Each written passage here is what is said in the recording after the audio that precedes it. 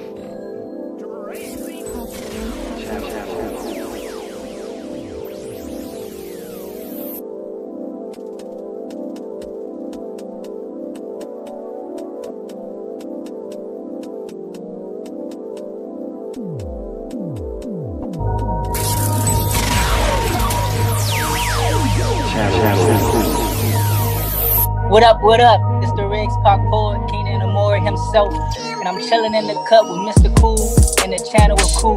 Go subscribe right now, you dig? Channel Cool.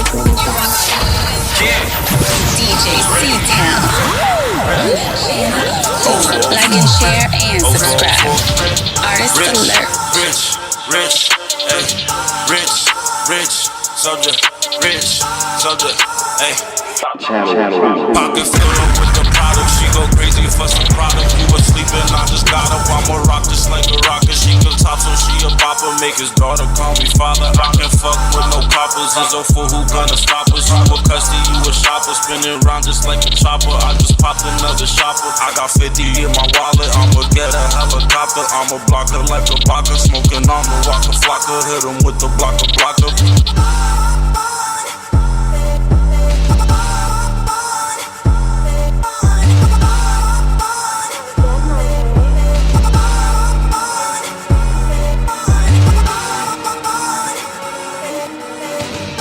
In the digital crates with DJ C-Town for promotional use only. The one that they talk about.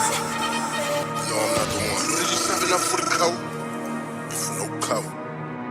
Young Bobby. I'll be the one that they talk about. 187 up for the coat. Hold on. Look. Come for the bag and I'm walking out. Wait. Looking at my niggas talking out. We gon' show you what we all about. Hundreds of blue, gotta toll them out. Now for the sun, we just call me the one that they talk about. 187 out for the cow. Come for the bag and I'm walking out. Wait, looking at my niggas talking out. We gon' show you what we all about. Hundreds of blue, gotta toll them out. Now for the sun, we just call them out. Movie, my life always been a movie. Dipping, I dash in a juicy.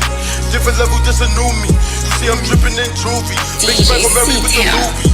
I'm on the block like Rudy. From the bridge to the rock, can't move me. 40 is kicking like Bruce Lee. Baby, you can never fool me. Diamond glisten, how you woozy. If you had to pick, better choose me. Only money on my mind, truly. All I think about usually. I'm on the road to get a check. On the load, not for the disrespect. I be the one that they talk about. 187, not for the cow. Hold on, look. Come for the bag and I'm walking out. Wait. Looking at my niggas talking out. We gon' show you what we all about. Hundreds is blue, gotta toll them out. Now for the sun, we just call me the one that they talk about. 187 out for the cow. Hold on, look. Come for the bag and I'm walking out. Wait. Looking at my niggas talking out. We gon' show you what we all about. Hundreds is blue, gotta toll them out. Now for the sun, we just call me the one that they talk about. 187 out for the cow. Hold on, look. Come for the bag and I'm walking out. Wait. Looking at my niggas talking out. We gon' show you what we all about. Hundreds of blue, gotta toll them out. Now for the sun, we just call them out.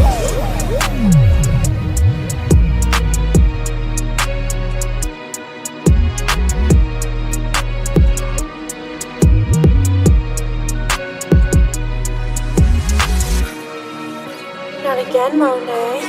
What up, what up? It's the Riggs Park poet, Keenan Amore himself. And I'm chilling in the cut with Mr. Cool and the channel of Cool. Go subscribe right now, you dig?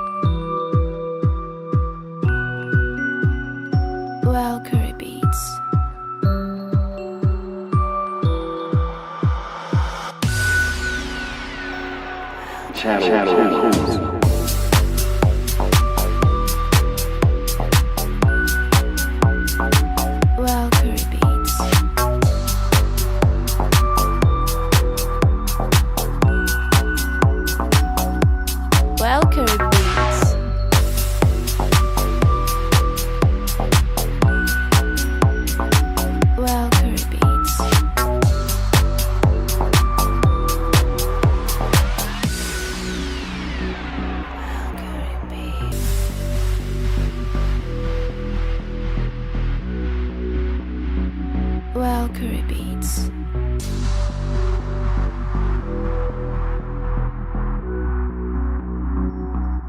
Curry Beats.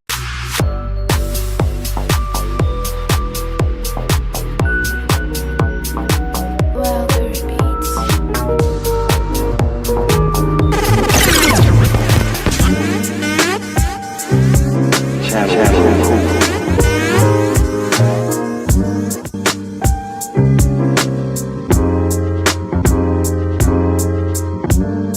You know,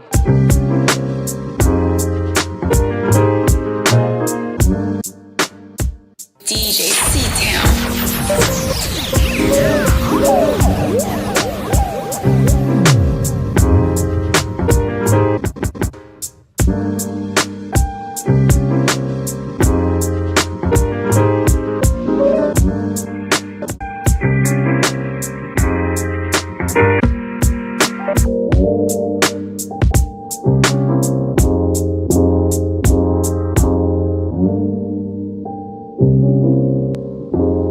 Make-believes, no fakes and thieves, no back, they got shaking seeds.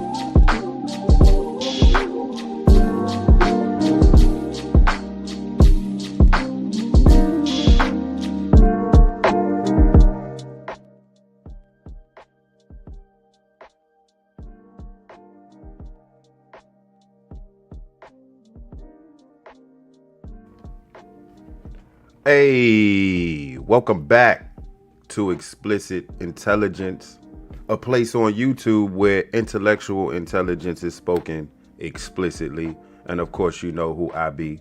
I'm the Mr. Cool Kenny from the DMV vibing. Oops, made an audio error. Let me check this out. Luckily, it's in reach. I know y'all heard that. That is, what is this one? This is the Airwick Joe. It's the Airwick automatic make your room smell good spray. That's the best I could put it right now. I'm smacked. Smackage. It's Friday night. Some of y'all just got paid. I'm sure y'all not party hunting. Not in 2025. They don't party like they used to, do they? I don't think they do. Hey, check my snares real quick. I see the green dots, but let me see what's up real quick. Hold up, hold chat.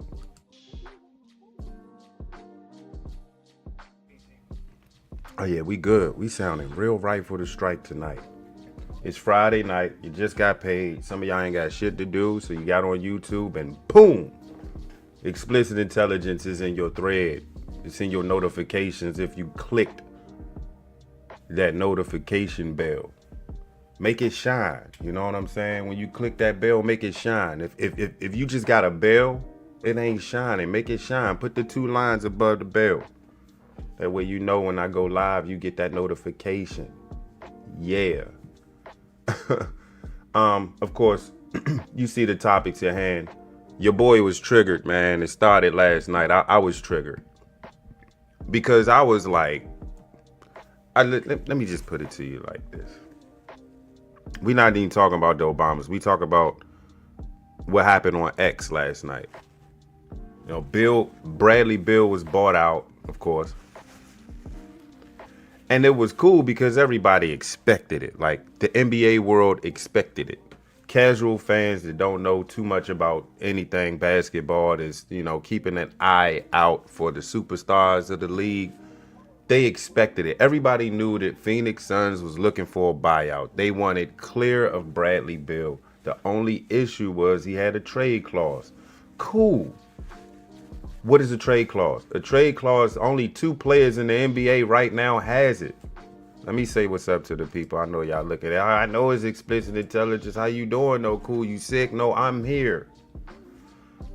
Back to the subject at hand. We're not doing this topic at first, but I'm just giving you, I'm formatting it for you. So when we get back on topic, I read some articles and we dive into maybe some videos or some Instagram posts, maybe even some X posts.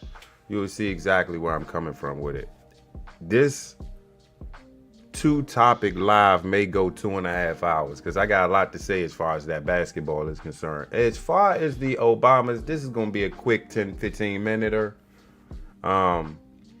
I gotta admit though, even though they are the quirkiest, weird, if quirky is not the word I want to use, and we talk about the Obamas now, it's just something about them that just like, I'd rather for them to go in the background every now and then they pop out and they be like, oh, there goes the Obamas. They look happy. They're spending their life away from politics and entertainment.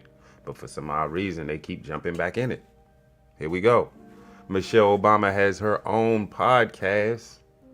YouTube, I will be sharing their content, not in full, maybe just 5 minutes of it. I'm probably not even going to stop the video. I might even show myself so you'll see that I'm not trying to steal content, but I'm actually sharing the content because it's fair use. I'm trying to paint a picture here. All right, YouTube, is it okay if I share the former president, First Lady's podcast? Because I done seen it on various YouTube channels now, YouTube. I know you done banned or did something to me. I get it. That's cool. So allow me to be free with the channel. And we will be sharing that content. It's a 5-minute clip. I'm going to give you from intro and I'm going to stop at about the 5:30 mark. I'm trying to get them to eat. Look, I don't know if you knew you was living under a goddamn rock. You thought I was going to curse, didn't you? You living under a rock and you thought, what is this Obama thing?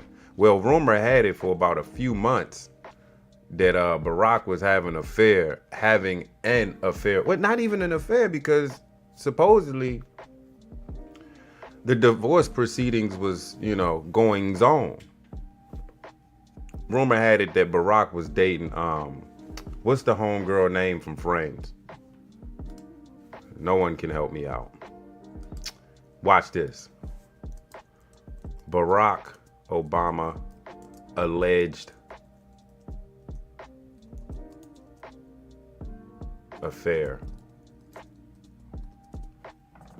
Jennifer Aniston. Look, the Aniston part was in my head.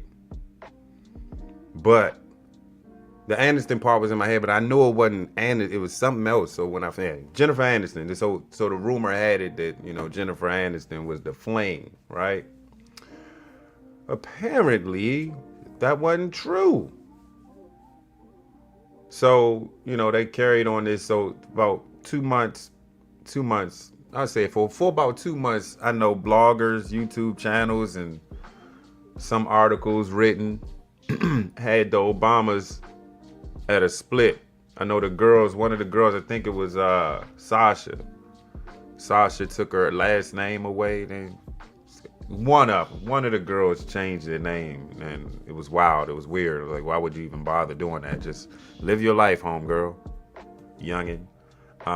So yeah, that drew attention, and then the fact that they were like not together, Barack and Michelle, sparked a lot of curiosity. And then they had a anniversary picture where they were sitting on opposite sides of the table, and they reached out and grabbed each other's hand. And even that sparked a little bit of controversy. I don't really dive into that type of controversy unless they say it is over. If it don't come out the horse's mouth, whatever the bloggers say. Whatever the bloggers say, they blog. Blogs, they blog. I've been hearing that a lot lately. People referencing that cartoon. Hey, see? Remember Nas did it? If you know, you know. So we have this allegation that maybe they're on a divorce, headed for a divorce. In this podcast that I'm going to show you, this 5-minute, I'm giving you the intro because a lot of y'all probably haven't seen the Obamas together in a while. So we're going to indulge. I'm going to indulge you in the video. And the brother. Let me know in the comment section what you think about this Bama, because I don't know if y'all knew, but the brother Craig, he was head coach for Oregon State basketball. I don't know if y'all knew that. I don't know if he coaching anymore, but he clearly not. He's doing a podcast with the sister. Yeah, he used to coach at Oregon State. You should know how I know. That just proves right there my fandom. So if you ever question my fandom, I'll let y'all know right now. I'm a Commanders fan. I'm a Suns fan. Baseball. I kind of cheat because I was a Baltimore Orioles fan before the Nats came into existence. When the Nats came into existence, I said, well, they are close. So can I have two teams in baseball? I don't even watch baseball. College. Arizona Wildcats basketball. Football is Virginia Cavaliers football. I think I gave you all my sports teams. So feel free to talk your ish. Shout out to Ish Talk. Feel free to talk your ish in the comment section or in the comment box in the chat. You know what I'm saying? I will talk back. Just to let you know. Moving forward. And that was just a sidebar. So back on the Obamas. In this podcast, they're here to clear the air. Now it's time to share the screen there. Blah ow. We're gonna see if we can get this audio going. God damn, that's the brother, if y'all didn't know.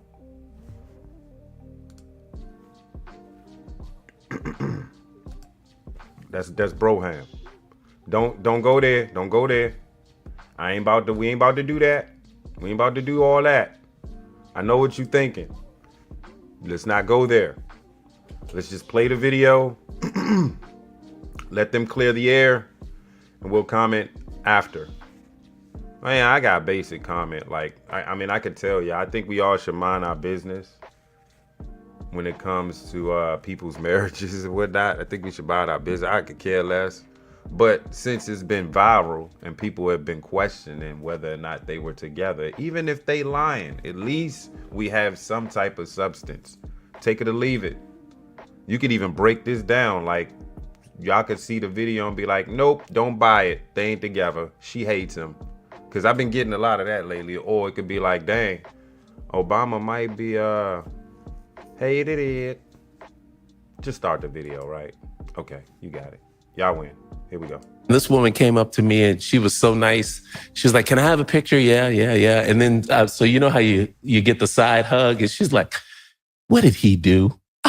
And you knew she was going to say what he did. He. And I was like, it wasn't like, what happened to him? That is so it was terrible. Like, how'd he mess up? And I said, well, what makes you think he messed up? Why couldn't it have been why her? did you just say no one messed up? Well, because I wanted to keep this conversation going so that I could tell you about it. Oh, Lord.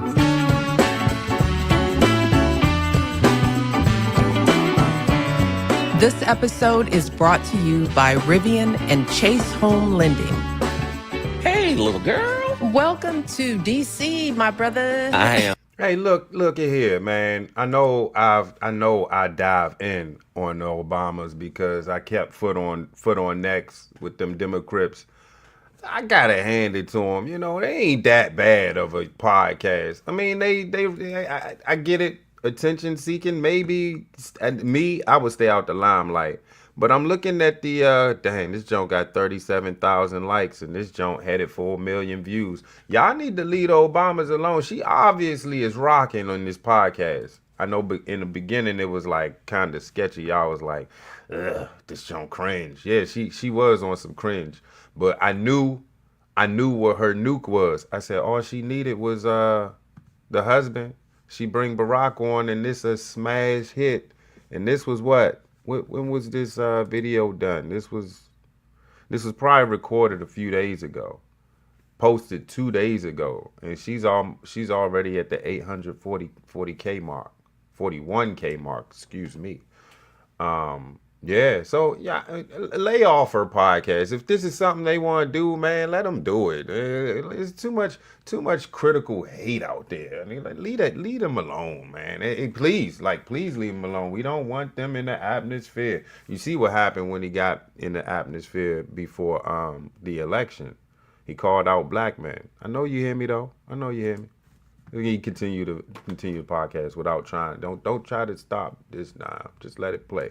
I am so happy to be here once again. Yeah, it's good to have you in our town. How's it going? You had a little flight delay. I had today. a little travel issue, but I'm not going to complain because we have been doing this for a little bit now. It's always a little dicey when you have when somebody's got to travel. I wonder if he traveled and landed in Reagan. I don't know if I want to take flights in Reagan no more with the recklessness they got going on. If you know, you know. And, I'm traveling in these streets like a regular person. So I got to be careful. But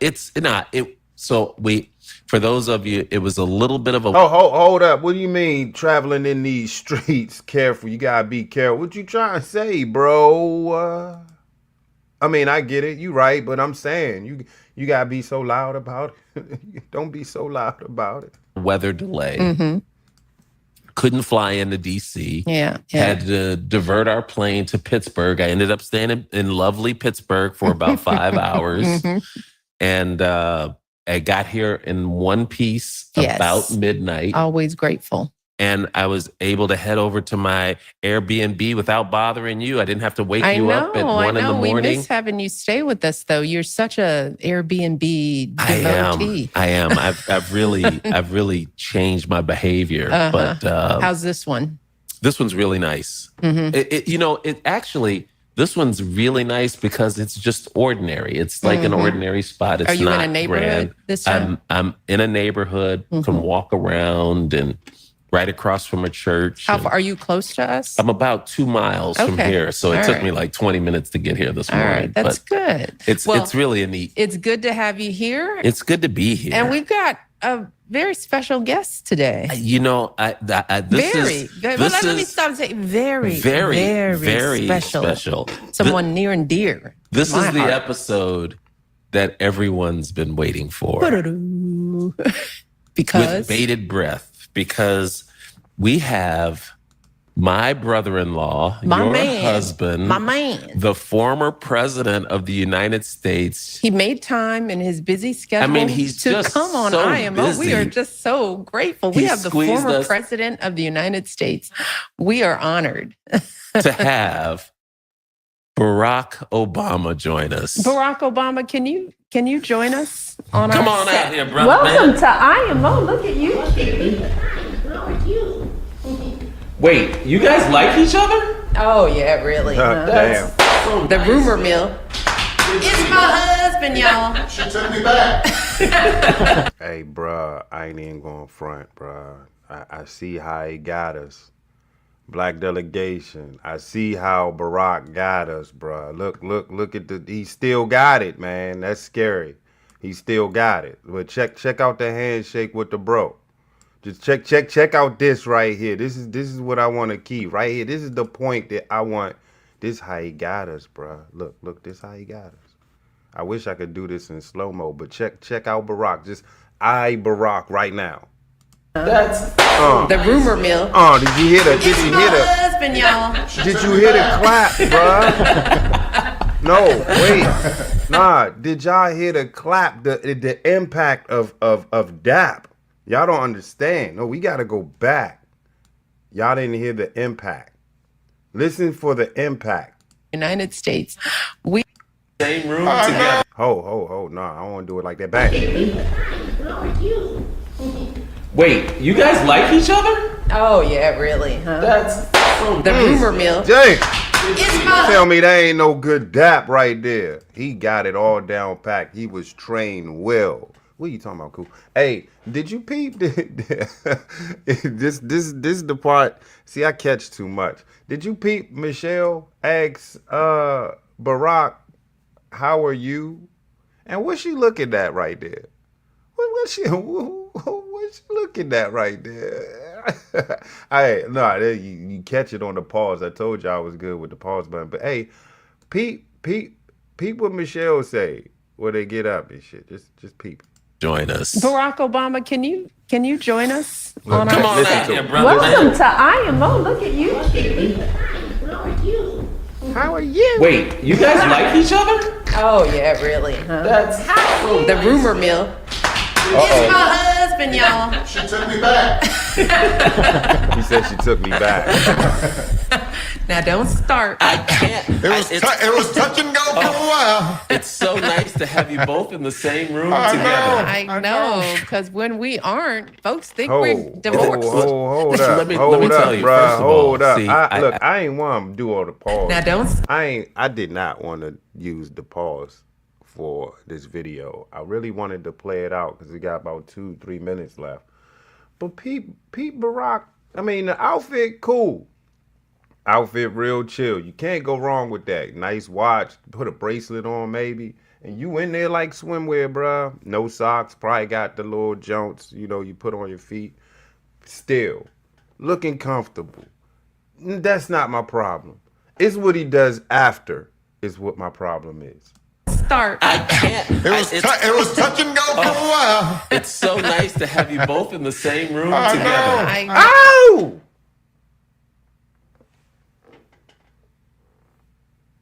Oh, because when we aren't, folks think we're divorced. Let me tell you. First of all, see, I'm in Wichita, Kansas, for Austin's tournament, and this podcast has made me quite popular. You're big shot. Famous, and people come up to me all the time. This woman came up to me, and she was so nice. She was like, "Can I have a picture?" Yeah. And then, so you know how you get the side hug, and she's like, "What did he do?" And you knew she was gonna say what he did. And I was like, it wasn't like what happened to him. that is so It was like, terrible. how'd he mess up? How'd he mess up? And I said, "Well, what makes you think he messed up?" Why couldn't it have been why her? did you just say no one messed up? Well, because I wanted to keep this conversation going so that I could tell you about it. Oh, Lord. I was like, what? And she was like, he did something, didn't he? I was like, don't worry, everything's fine. And let me tell you, she was so happy, you would have thought I gave her a Christmas gift. These are the kinds of things that I just miss, right? So I don't even know this stuff's going on. Right. And then somebody will mention it to me, and I'm all like, what are you talking about? Yeah. There hasn't been one moment in our marriage where I thought about quitting my man. And we've had some really hard times. So we have had a lot of fun times, a lot of adventures, and I have become a better person because of the man I'm married to. Okay, don't make me cry now. Right at the beginning of the show. Oh, that's sweet. Don't let me start tearing up now. And welcome to IMO. Welcome to IMO. Get you all teared up. See, but this is why I can't talk. See, you can take the hard stuff, but when I start talking about the sweet stuff, you're like, stop, no, I can't do it. No, I love it. I'm enjoying it. But thank Okay. So that's all I basically wanted to give y'all. They cleared the air. I didn't see the whole entire podcast, but I did catch on certain podcasts that I'll just say this. Let's just search it. That way. Let's just search it. That way we can get a thorough. Hold up. What we gonna do is search it. Barack Obama and gender. Hold up. Gender roles for little boys. Check this out. Hold up. I want to. All right, no. Yeah, here we go.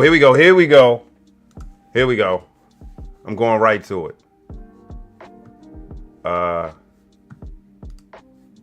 Just so proud of how that's cool. You they shouldn't are do this. Being a role model for dealing with a child that's transgender. I'm not playing that. And that's, that warms my heart, particularly as a Black man. Would you? Speaking of transparency, and look. That video was so wrong. That video was very wrong. Peep this. I'm going to just show y'all so y'all know I wasn't duck and bump. I'm going to just show y'all.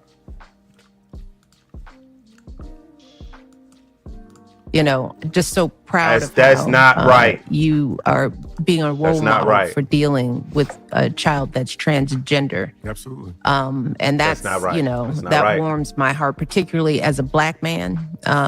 Would you? Speaking of transparency and lies, Barack and Michelle Obama have decided to appear on camera for the first time in a year, I think, right? Right about now is the Democrat National Convention. This is the last time you saw the two of them together. Michelle skipped all of the festivities for the inauguration and has since launched a podcast with her brother, something you don't do when you're happily married, and has not been seen with Barack Obama and has instead used her... Imagine being able to build anything just by thinking about it. Meet Base 44. Michelle's podcast. Obama says men need a gay friend to show empathy and kindness. And by the way, you need that person in your friend group. If you have a boy who's gay or non-binary, or what have you, they have to have somebody they're like, okay, I'm not alone in this. All right. Like this, I guess everyone's just out there spitting at this point. Here's Jesse Waters' take on it. Doesn't just want you on the couch. He's telling guys to put down the baseball and pick up a playbill. They have to be able to learn how to be more than just the sport that they care about. And while they get great skills in sports and they learn a whole lot of traits, teamwork, I think we owe it to our boys to be very deliberate about saying enough with sports and let's try some other things. So sometimes it's just a matter of, giving other things saying like to what? our boys, you being interested in art, and you being interested in, theater, that's cool. What? Okay. Thank you. You're cool. I'ma even pause you. Did y'all peep that? Like, as if boys ain't already doing that. I know a bunch of guys. I grew up with a bunch of Bammers that knew how to draw. What's your problem, Barack?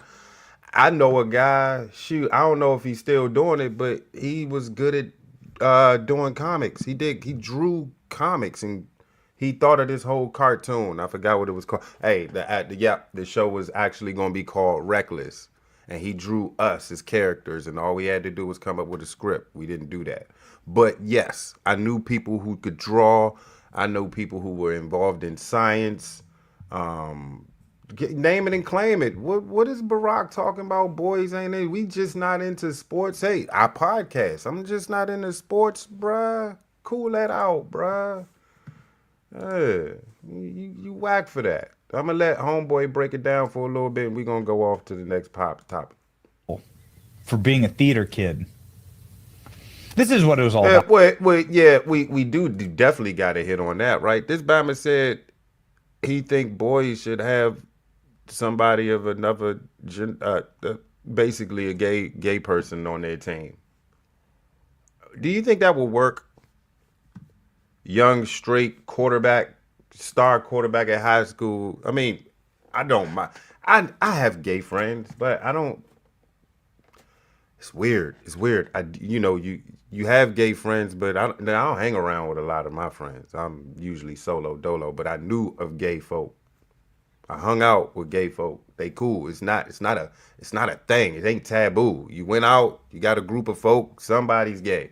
Woman or man. Does it matter? No. It doesn't matter. That's it. Too much emphasis on this gay thing. It is what it is. It's here. It ain't going nowhere. Jeez, leave it alone. Yeah, it's not a taboo type thing, but I don't think that will help the growth of a young man to have someone gay that he's just what? He said this. I'm gonna rewind it for those who just came. Yeah, Barack talking that shit. Check him. Throwback to Tucker Carlson's interview with Larry Sinclair that exposed Obama was gay. Okay. I'm just saying, it's just interview. It's just an interview. And oh, by the way, Obama says you need to have a gay friend. That's not me saying it. This is Barack Obama saying it. Ladies and gentlemen, former President Barack Obama announced that every man needs a gay friend to learn about empathy while he and his wife, he was on Michelle's podcast. Obama says you're wrong for that, by the way. And I don't agree with that. Empathy and kindness you get from your mother. You should know that, Barack. You was raised by a single mother. Where did you get your empathy and kindness? I bet he lied, say I got it from a gay man. No, you got your empathy and kindness from your mother because she nurtured you. She nurtured you, Barack Hussein. That's where you get your empathy and kindness from, and everything,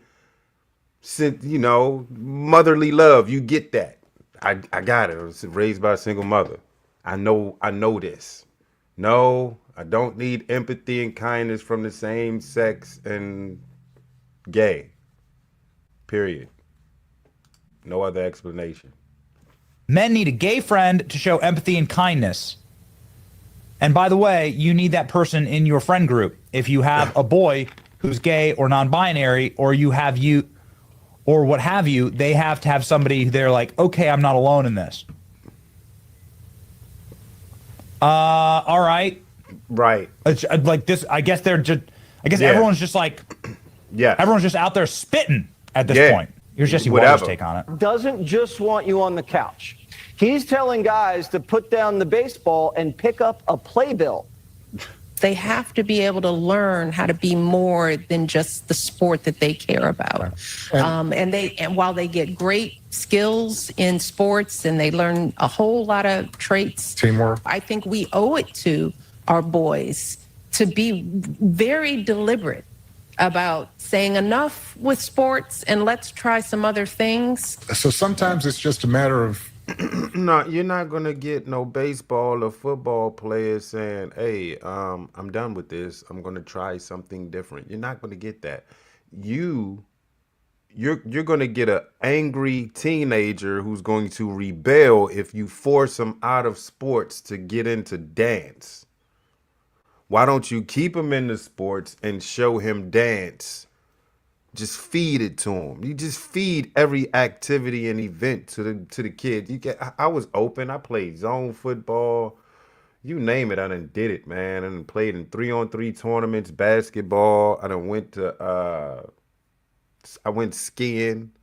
I done did things out of the ordinary. I traveled, went to science fairs. Yeah, I did that. I did stuff like that. I did weird stuff. I went to a planetarium 15 years ago. Yeah. Went to a planetarium. Go figure. Where did that come from? I don't know, but I went there. It was pretty cool. It was neat. I learned some things. Constellation. Look it up. But Rock, what is this, Michelle, what is this force boys out of sports thing? What, so somebody else can take over trains? Saying to our boys, you being interested in art, you being interested in, theater. Yeah. That's cool. Yeah, we know. And throwing that football, brother. You're cool. You can do for whatever. Being a theater kid. This is what it was all about in the end, wasn't it, for Barack Obama? It was all acting. It's all fake. Everything's fake. The romance, the relationship, everything's fake. All of it's fake. Yeah, we're not gonna get into all of that. I'm gonna let that stay there. But what are y'all thoughts on this? Do y'all buy the fact that they cleared the air and was like, yeah, we still married? I don't know what y'all talk about. The rumors are not true. Or did they not? You just not buying it? Nah, something's up. The hug was a little weird. And then y'all talking from opposite sides of the table. That's kind of weird. You put your brother should be where Barack is. Barack should be where your brother is. And y'all should be a little bit more closer. Audio will not be a problem. Y'all can even put the mic in between y'all and share it. Pause. I had to. God. I mean, that was outrageous. I had to. Y'all know I don't play that pause game, but I just had. As a matter of fact, hey, bro, just look, get into a vibe. My bad, y'all. I just went there. Can't rewind that. Can't take that back. Time out. Time out. Time out. We got to chill on that one. I just said that. I went there with that. Wow. It was so bad that I had to pause. I had to put the mic in between them and share it. Woo!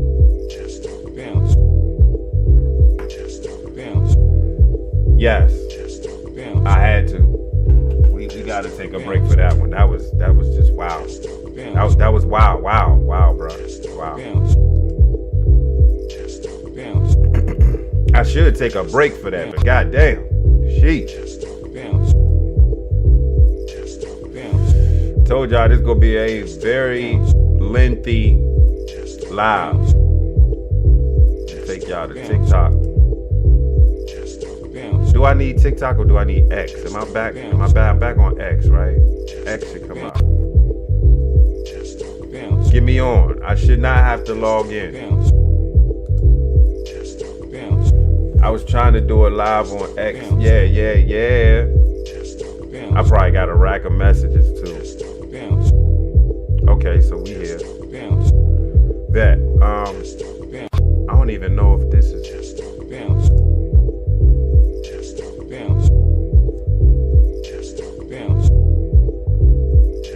Okay, bet, because I read there. All right.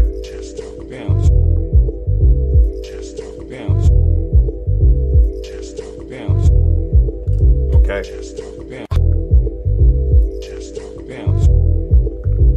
Yeah. Smack. I had to take a break on that one. But anyway, here's my thoughts on the Obamas. It's none of my business.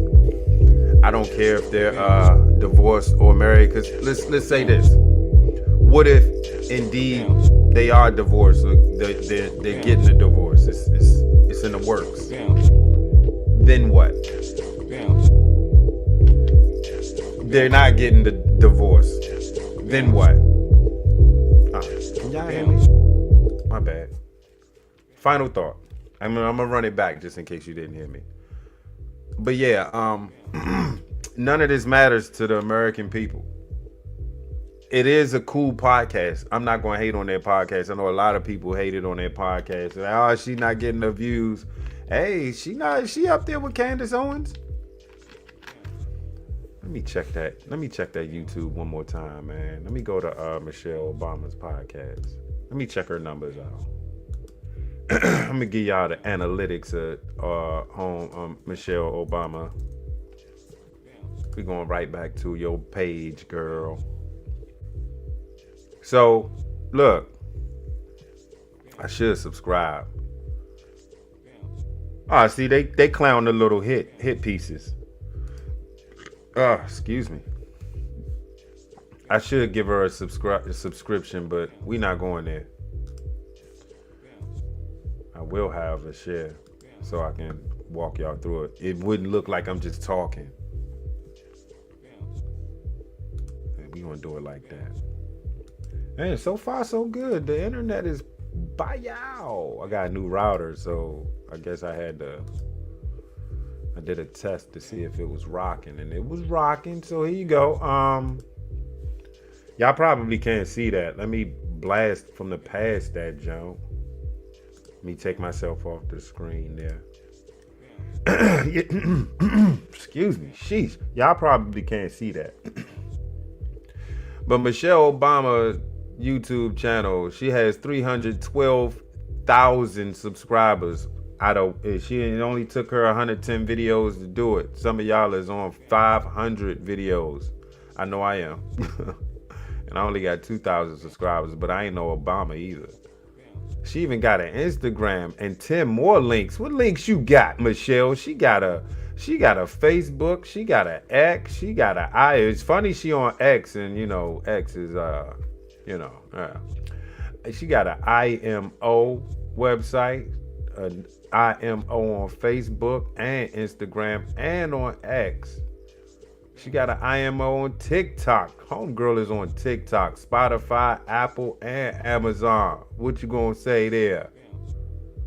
She already got 18,668,264 views on her platform. Y'all better leave homegirl alone out this Joan. Yeah, get it, girl, get it. But yeah, none of this is our business. I think, man, take it as face value. Who cares if they married or not? It doesn't make or break you. Mind your business, go to work and drink some water. I ain't really in the mix of covering these celebrities. Like, in my opinion, I ain't a Republican or a Democrat, but I'd rather for the Obamas to be gone. In my opinion, they're quite honestly, they're bad for the Democrats. Because they swoop in and they get everybody's hopes up for nothing. And they don't say nothing. And this time they tried to jump on a board and say something. No, it didn't resonate. So, I mean, if Michelle's going to do her podcast, let her do it. Whatever Barack's doing, if he banging Jennifer Aniston, let him do it. Give them their space. It's none of our business. But if you put it out there publicly, girl, we gonna talk about it. I'm gonna take a break, man. We're gonna come back. I'm gonna probably bless y'all with a rant. And this rant, I guarantee y'all, is gonna be like an hour and a half long. It's probably gonna be a lot of layers to it, as a matter of fact. So y'all just stay tuned, man. We're gonna hit that basketball court up. Swish. That was tough. Your father's still in Washington? Yes, he's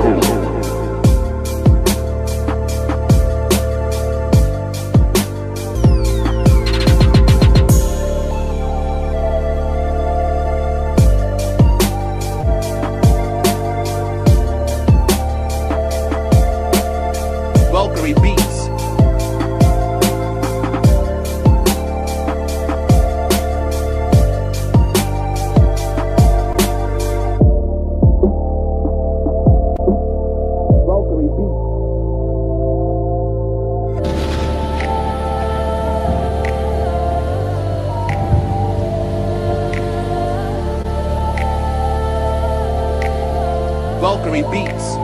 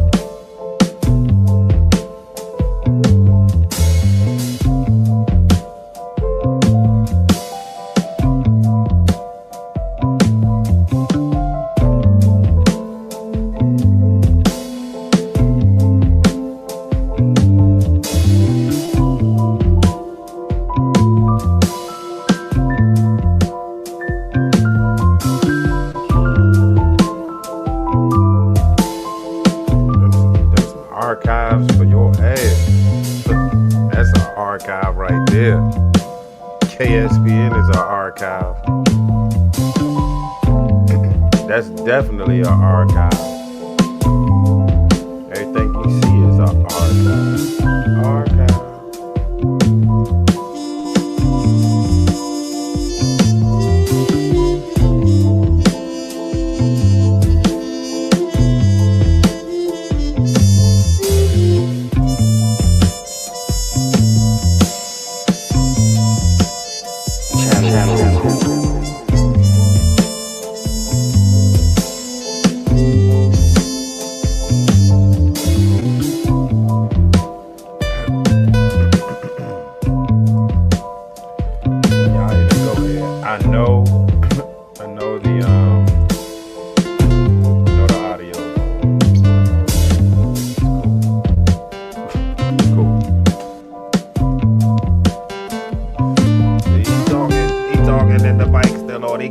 mic. No, I don't. No, I don't. No, I don't have an eye mic. I know what I'm doing. I got it.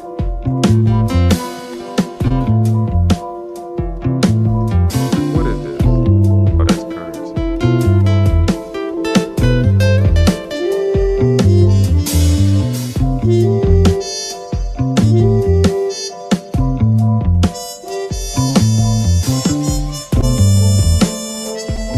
Taking a break, man. Y'all know what it is. Get comfortable, bro. Y'all about there.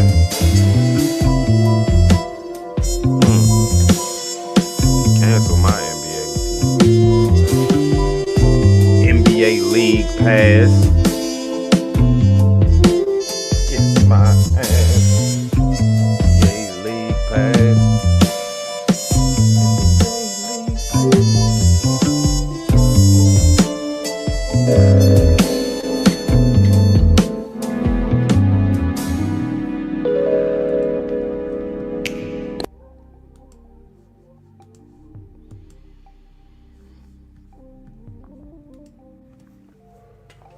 Yeah, we already formatted this thing for you. I thought this article was pretty fairly written. It's pretty fair. This article is definitely a fair one, so I wanted to share it with you. It is a long read, and we are going to stop along the way, and I'm going to rant. I can't promise you I won't cuss. I'm trying to keep it PG. Even though I don't want kids to see this. 18 and up out this junk, man. We on the court, just in case you don't know. We had to switch it up on you. Swish. We on the court. Anybody want a piece of the cool? We got the court right here. Check ball. Anyway. Back to the promotion at hand. If y'all don't hoop, this article ain't for you. Get out. Don't come back until the show's over. If you like hooping and you know you bored as hell because all this on is track and baseball, well, this article right here is for you. You ain't gotta be a Suns fan to enjoy this segment right here. Just be a fan of basketball. I'm talking to you. You 80s babies. I'm talking to you 80s babies. You 80s babies, check it, man. Y'all remember when we was on the court what the rule was? You know, if you was let's say 10 to 14. And see, we get out there early. Cause the OGs is still at work. So you get a couple games in and then you see one OG, 2 OG, 4 OG, then you get 8 OG, and then by the time you look back, it's 10 OGs out there on the court about to clear y'all little asses off. Yeah, y'all mad as hell, but y'all know the rule. Gotta let the OGs play. You gotta go over there on the one court and share that junk. So it's about 10 to 14 year olds shooting on one basket, yelling obscenities at the OGs. Like, why don't y'all let us get on the court and play y'all? You know, the OGs don't duck no wreck, so they say, bring y'all little asses over here and check ball. And then we go over there, we send our best 5 over there, and we check ball. OGs don't want to break y'all heart, you know? The OGs let you stick around for the first 2 or 3 minutes. And because you was calling some of them OGs out, they took offense to them obscenities and they bust your little ass and told y'all, get right back over there at that one court and wait until we finish. And they don't finish until the sun go down. You better, when the OGs come on the court, you know the rule. You better go find another court to play on, or you go to that one court that nobody plays on and you share that one until they're gone. That's the rule. See, we 80s babies, we know rules. You talk shit, you keep it on the court. You get into a fisticuffs. If you need to throw down, Spread out. Let them finish it on the court. Don't nobody jump in. Thank goodness, I don't think we ever, there's been some fights, and that's exactly how it went down. We let them get their fight in. You want to keep playing ball? Check ball then. You want to go ahead home and, soften the wound, heal your wound, go ahead. But we'll be friends in about a week or two. I never got into no fisticuffs. I was the cool Bama. I was always picked first because all I wanted to do was hoop. I got the jersey. I used to play with the Suns jersey all the time. I used to put this jersey on. I used to put a cutoff jersey on under it because I ain't like to just put a jersey on and just, tank top. That's it. Nah. I put a white cutoff shirt up. I used to put this joint on and I used to bust people's ass. All day. 80s babies. I'm talking to y'all, man.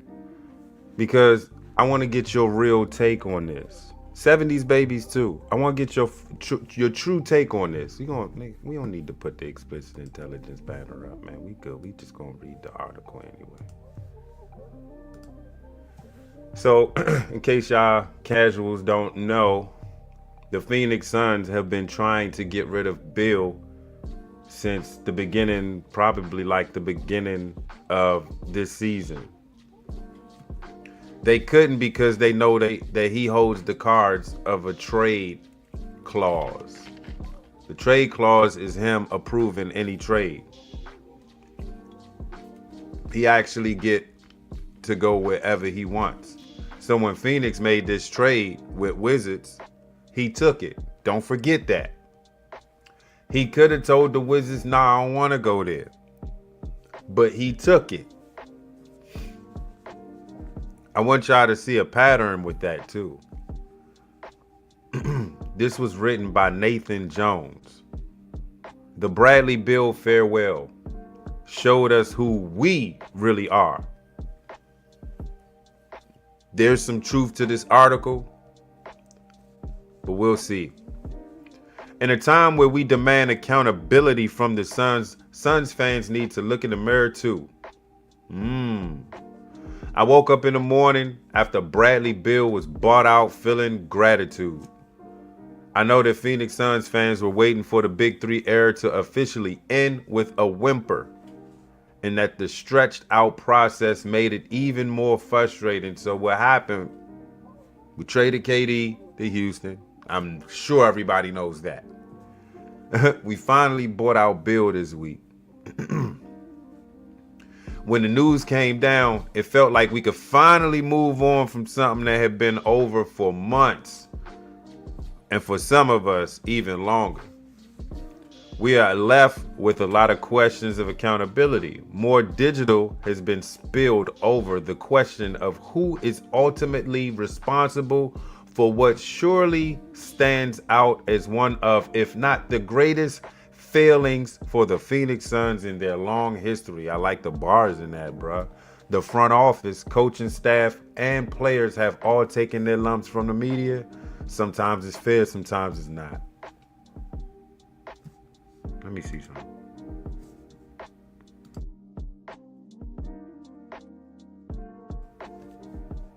Hope you're following me right now. We're gonna keep trying. We're gonna keep pushing.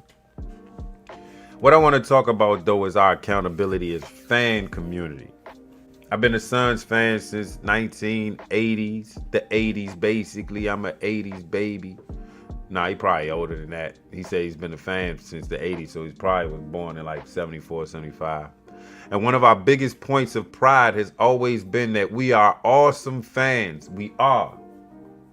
We prided ourselves on not being a fan base like the Clippers, Lakers, Celtics, and the Knicks. We weren't jaded or privileged. We weren't delusional, and we had that East Coast bias to keep us humble. This morning, I woke up to see that Bradley Beal has posted his farewell. I don't know if they're going to show it, but let's get to it. Hold up.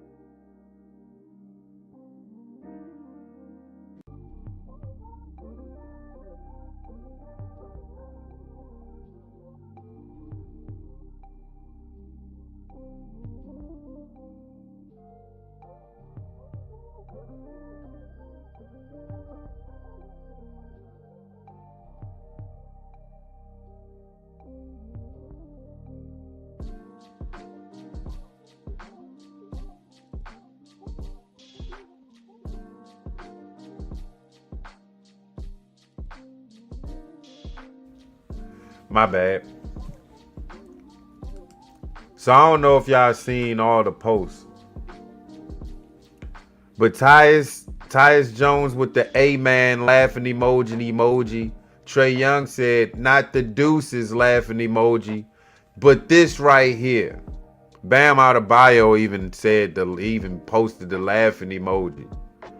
But the easy money sniper post really got the Bammers. I'ma share it. Boom. You see it?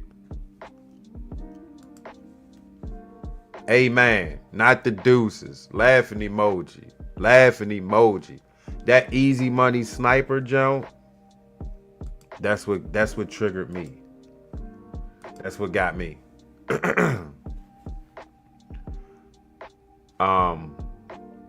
And my whole thing was, y'all make too much money and y'all too old to be acting like that. Every player that commented on that jump.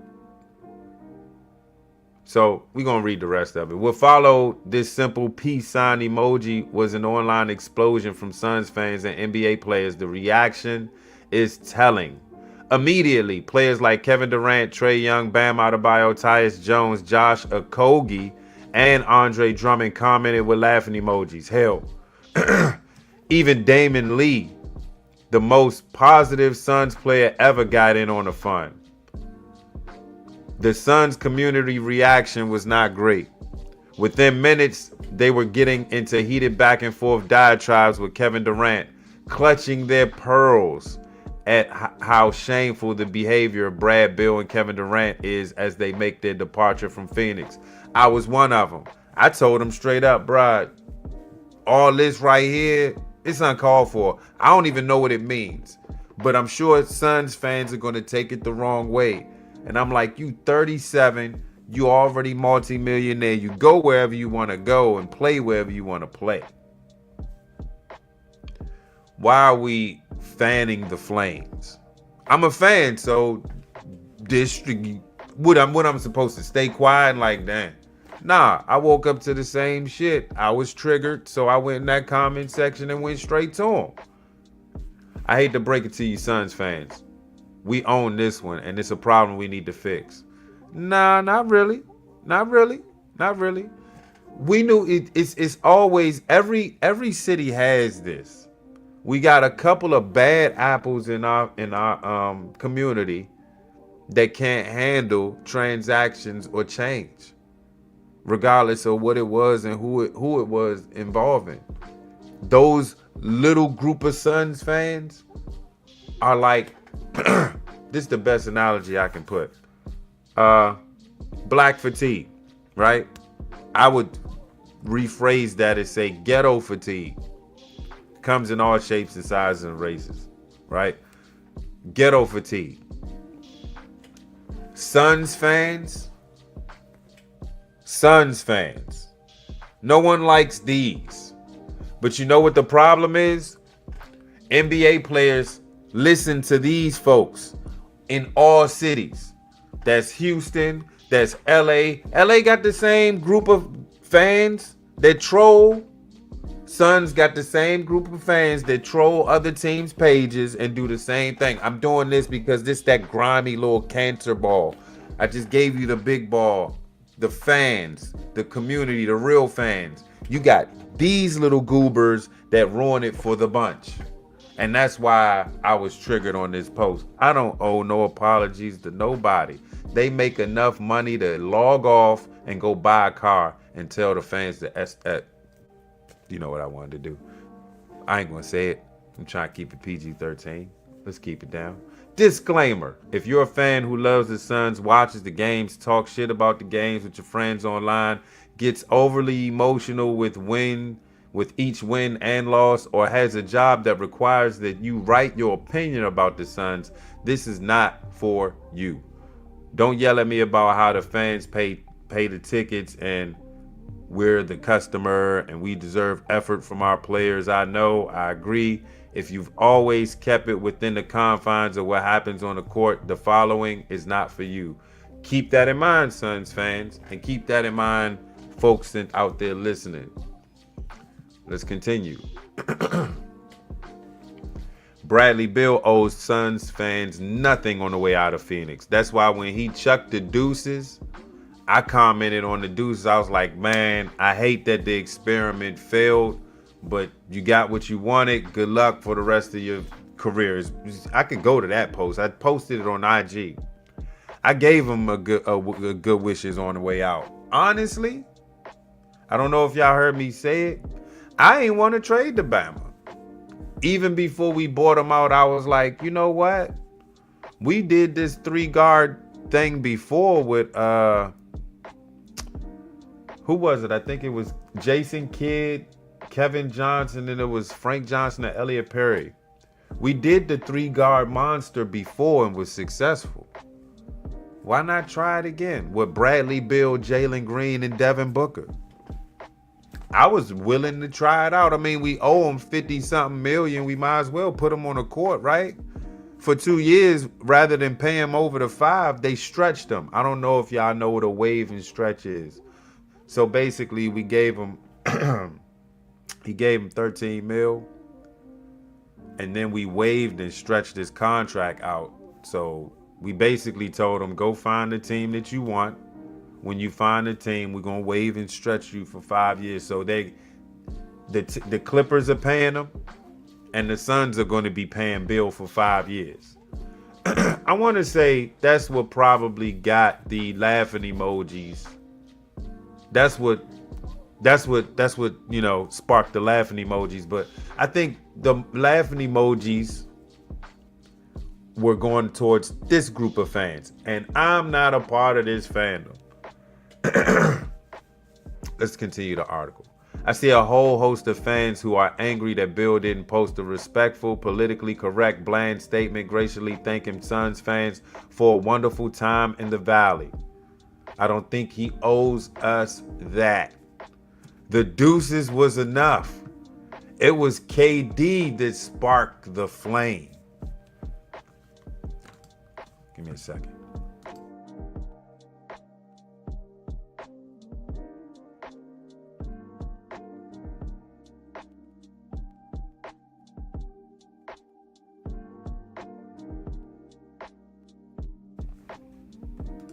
Okay. So yeah, we okay, let's let's skip this part. I don't care about your feelings. Every single day I saw multiple people posting pictures of Bill as Osama bin Laden. Wrong. That's terrible. Calling him a terrorist. That's yeah, that's not cool. Suns fans harassed his family. I heard about that. Called him a bum. Heard about that. A thief. Heard about that. And a terrible basketball player. I heard about that. I disagree with all that. I think Bradley Beal is a hell of a player and we could use him. I didn't want to. I ain't want to trade the Bama. Now we're clutching our pearls that he's not saying, thanks for the best fans in the NBA. I love my time in Phoenix. We aren't, and he didn't. True statement. I don't think we are the best fans anymore, especially the way they did treat Bill. I was like, damn, I hate the way they treating Bill, man. I hate that for him. So look in the mirror and ask yourself why former Suns players are standing up for their former teammate. Why are players like Trae Young and Bam Adebayo laughing at us? The players talk, and word has gotten out that our fan base is toxic, irrational, and way too comfortable in how we choose to interact with professional athletes. Kevin Durant stepped in and stood on business, and the fans are immediately turned on him. Yeah, he's a failure, a mercenary, a team killer. Are they lying, though? I know y'all looking and listening like, yeah, but you was behind the KD thing. To be honest with y'all, I was never behind the KD thing. When he traded, I was like, when I heard the trade went down, I immediately wanted to know who we gave up. And when I seen Cam and Mikal, screw the draft picks, because we gave up everything as far as draft picks for that. But when I saw Cam and Mikal, I immediately, not my heart dropped, But I dropped my head and I shook my head and I was like, because I'm a guy of culture. I coach. Let me tell you a story. I told you this live was gonna be long. Let me tell you a story. I'm gonna go raw with it too, so I might name some names. I'm not naming names. I'm naming some names. I used to coach at a middle school called Ernest Everett Jess. It's not too far from Largo High School, Prince George's County, Maryland. I coached there 2 years. I should have coached at minimum 3. I always say when I coach somewhere, I need a minimum 3 years with the same team, and success comes after that. And this is my first time at coaching at a school. And so this is the first time I'm actually going to be getting paid for coaching. You get paid to coach at these schools in Prince George's County. So I was nervous as hell because this is my very first time that I had to make cuts. Remember, I'm all about culture. This is the first time I had to make cuts. And for me, honestly, I wanted majority of my team to be 6th graders because I wanted to grow with them and develop them along the way. Because mind you, I need minimum 3 years.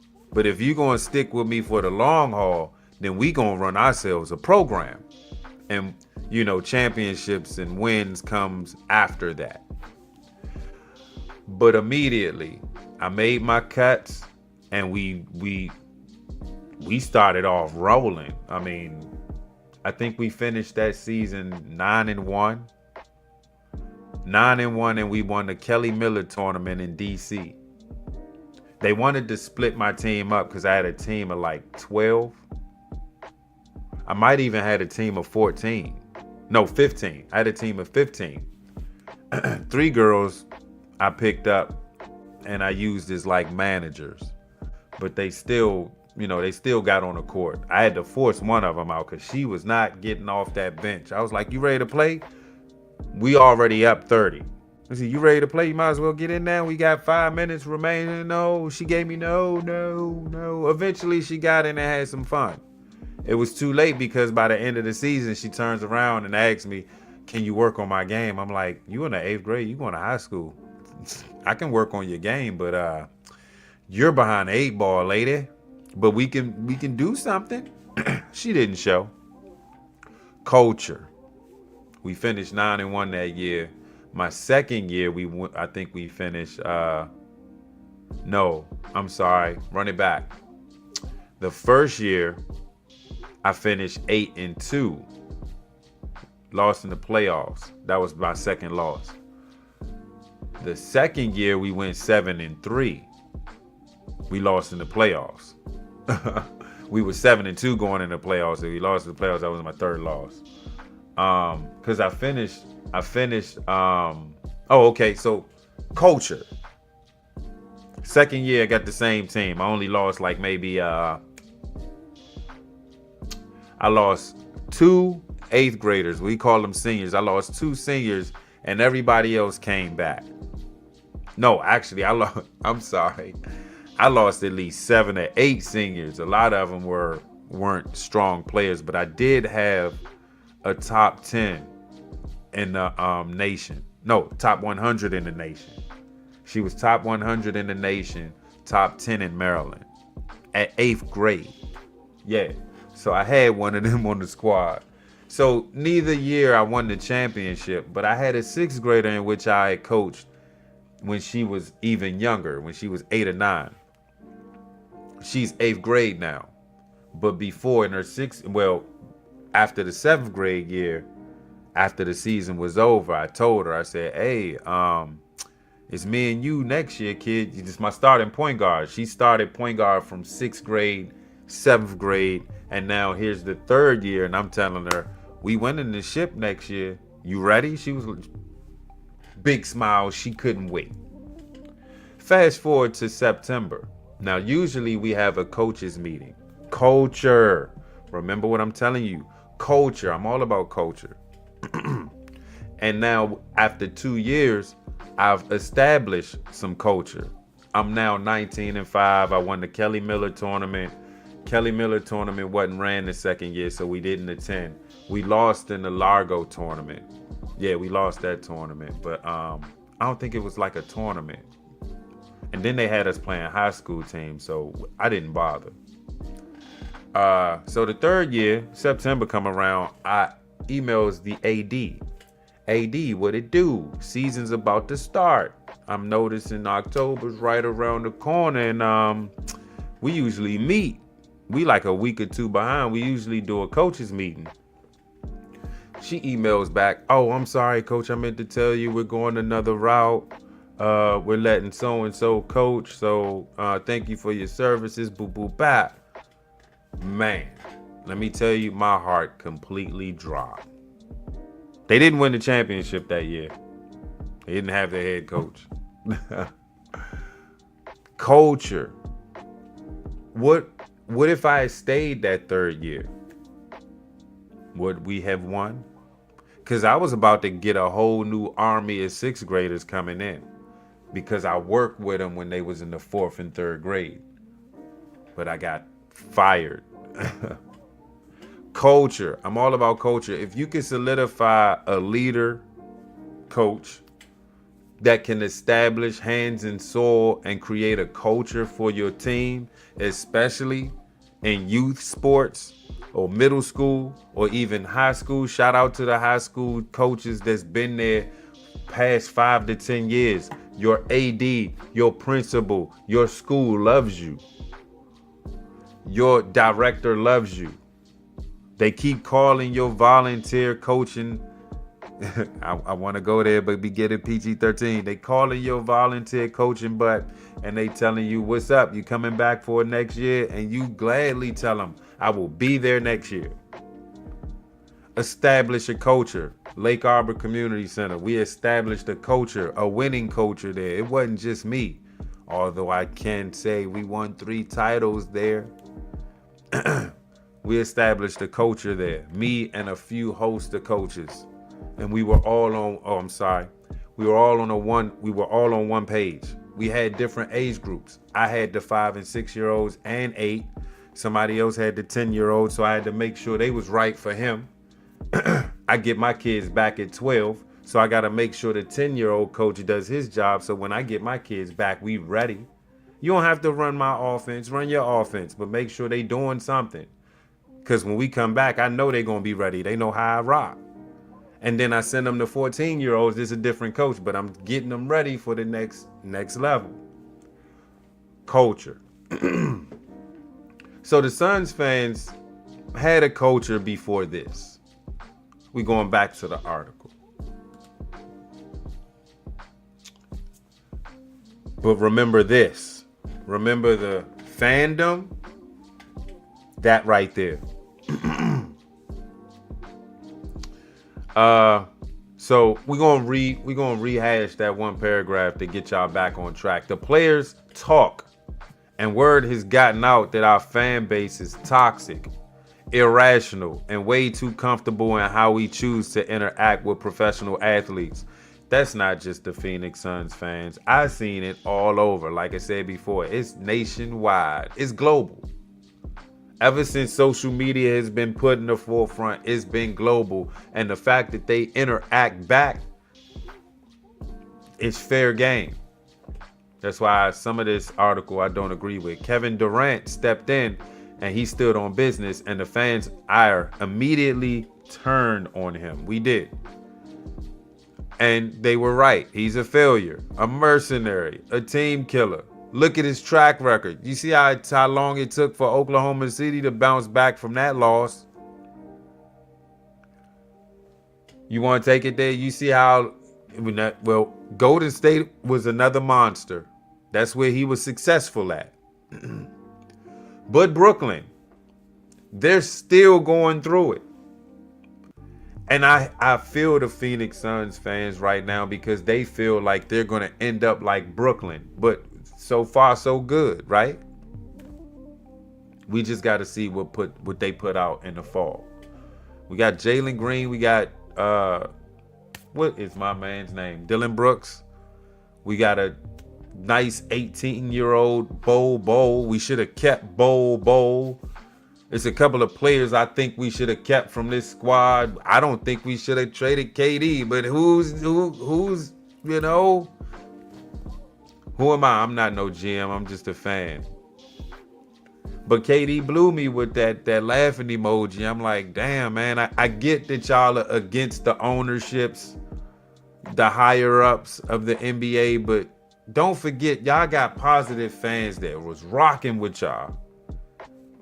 I, for one, even when I went to the game when they played the Wizards, I wanted to see Beal play. I was upset that he was hurt. I was like, he's probably upset himself that he was hurt because he probably wanted to play with his old team. He gave him 40 when he played with us the first time. I was Beal all the way. And when I heard the hate go as well, I was like, dang, it's a wrap. As soon as I heard them make the kids cry and the wife had to be, I just said, damn, y'all messing with the fam. It's a wrap. So doesn't it make sense that in some of them games you see that they wasn't giving it their all? I know, I'm a fan. I watched every single game. And every single game I was disappointed because I felt like, I'm like, they don't seem like they playing their all. They play sporadically. In the first quarter, if that was the game, we would have went to the playoffs. We probably would have been a third seed. But second, third, and the fourth quarter, it's like, what? I give you 3 minutes of the third quarter, but by then we already down 15. It was a rough season this season. And then you look at the roster, you like, hold up, KD, Devin Booker, and Beal was good. Not Bill's fault. I want to say Beal played probably like 65% of the games, 70% of the games since he was a Sun. He was hurt most of the time. KD was hurt. Book was hurt. Injuries was a factor in this experiment. And even in Suns blogs and YouTube channels, I was in the chat defending it all. I'm like, hey, I don't think anything's broke. Maybe a new coach, maybe, because Bud wasn't kicking it.